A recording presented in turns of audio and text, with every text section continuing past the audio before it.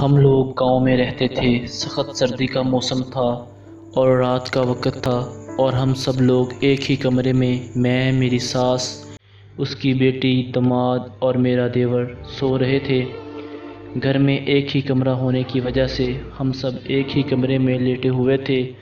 تو اگر آپ کو ہماری ویڈیوز اچھی لگ رہی ہیں تو پلیز چینل کو سبسکرائب کریں۔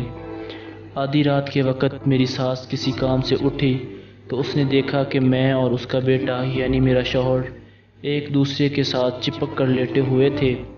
یہ منظر دیکھ کر میری ساس کا دماغ گھوم گیا۔ اس نے میرا بازو پکڑا اور زور زور سے جھنجھوڑنا شروع کر دیا۔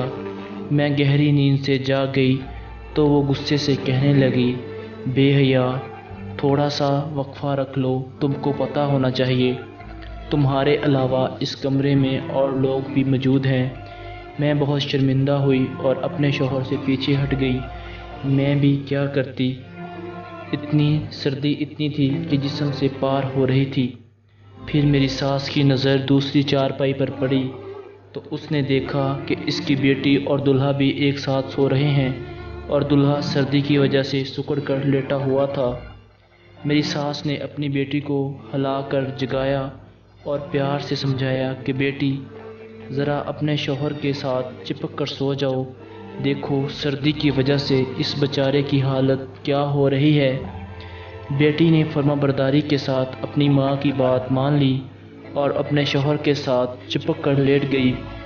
میرا دیور جو ساتھ ہی لیٹا ہوا جاگ رہا تھا، وہ یہ سارا ماجرا دیکھ رہا تھا اور اس سے یہ بے انصافی دیکھی نہیں گئی۔ وہ اپنی ماں کے دوہرے معیار اور دوگلے پن کو دیکھ کر اونچی آواز میں بولنے لگا، واہ ماں واہ، کیا بات ہے!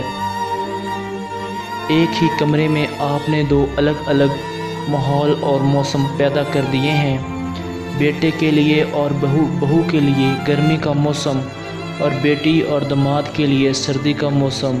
صحیح کہتے ہیں، بہو کو بہو بیٹی کہا تو جا سکتا ہے لیکن بیٹی مانا نہیں جا سکتا، وہ بہو ہی رہتی ہے۔ تو دوستو، اگر آپ کو ہماری ویڈیوز اچھی لگی ہیں تو پلیز چینل کو سبسکرائب کریں اور تھینکس فار واچنگ۔ اللہ حافظ۔